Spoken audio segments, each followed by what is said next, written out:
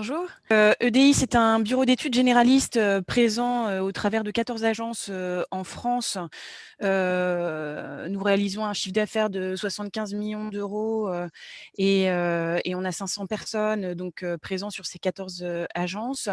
Nous avons rejoint donc 20 CEO cette année et donc c'est notre première intervention. Et je laisse donc Gaëlle présenter les projets sur lesquels nous intervenons, donc qui fait partie de l'équipe Process à Bordeaux. Donc, bonjour, donc je m'appelle Gaëlle Bretagne. Donc, chez EDIS, je suis l'ingénieure œnologue et process vitivini de la société.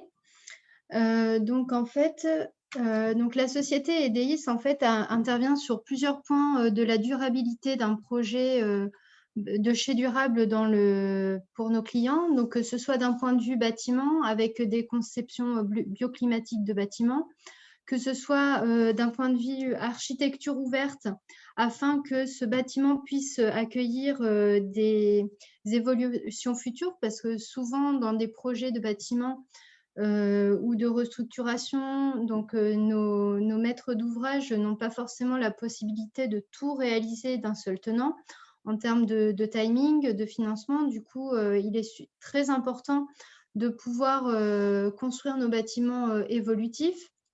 Également d'un point de vue ergonomie des locaux, que ce soit pour le personnel ou pour les intervenants extérieurs lorsqu'ils ont besoin d'accéder à certaines parties de nos bâtiments.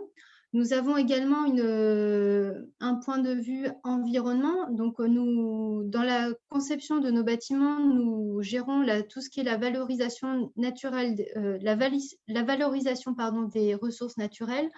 Donc, l'eau, le solaire, par la mise en place, par exemple, de panneaux photovoltaïques sur les toitures, l'utilisation de la géothermie pour le fonctionnement du bâtiment. Également, on essaye d'intégrer bien sûr la limitation des gaz à effet de serre, la gestion des déchets. Alors que ce soit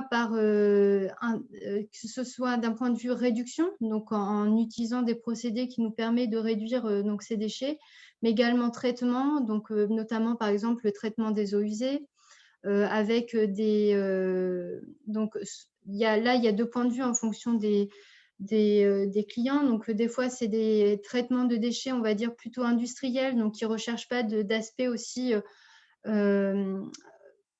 d'aspect naturel et intégration paysagère.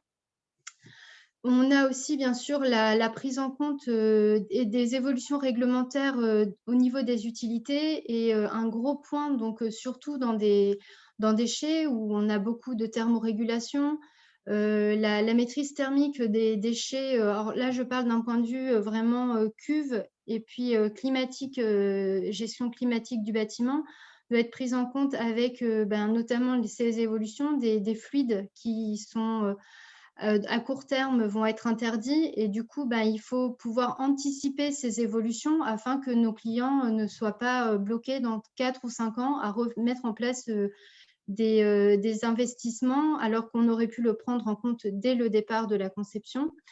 Et le point de vue donc, du process, qui est, on va dire, le point majeur dans ces bâtiments puisqu'il constitue l'outil de travail de ces bâtiments. Et donc, c'est également ma partie d'expertise dans ce point de vue-là. Donc, que ce soit, on essaye de replacer l'utilisateur au centre des usages.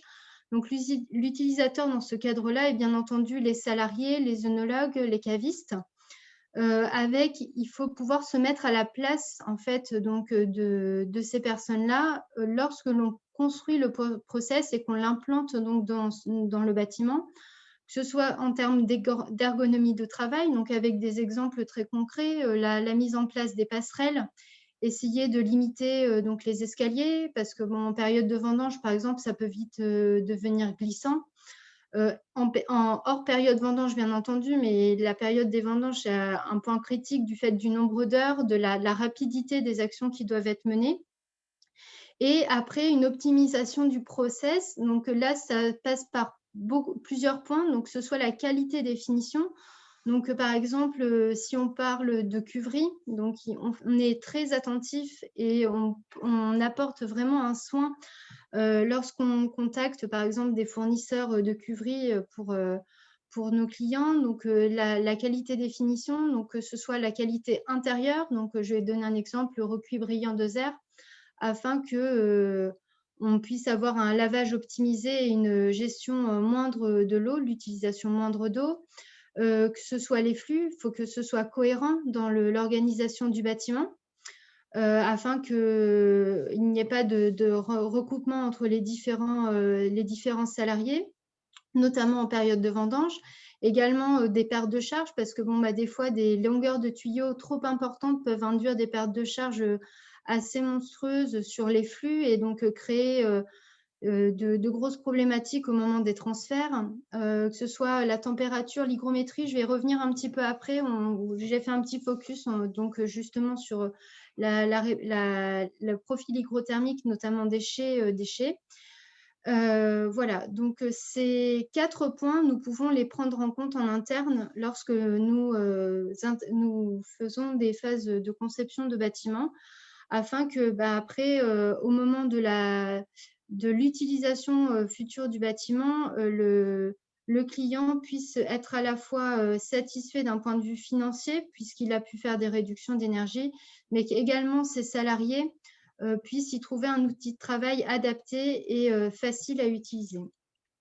Donc, je vous ai indiqué juste précédemment que j'allais faire Alors un… abrégé, pardon Gaëlle, hein. D'accord. C'était Donc, 5 sur minutes. l'étude hygrothermique, donc là, c'est un exemple très précis, donc avec des simulations de température du bâtiment. Donc, c'est un projet co-construit avec nos clients pour notamment rendre un chai type idéal afin de limiter notamment, par exemple, la part des anges, qui est un point de vue financier, un gouffre financier par exemple, dans les vignobles tels que Cognac ou les groupes Armagnac. Du coup, avec des simulations en 3 dimensions, comme vous pouvez le voir sur mon écran, pour ce type de client. Donc, bah, je vous remercie de votre attention.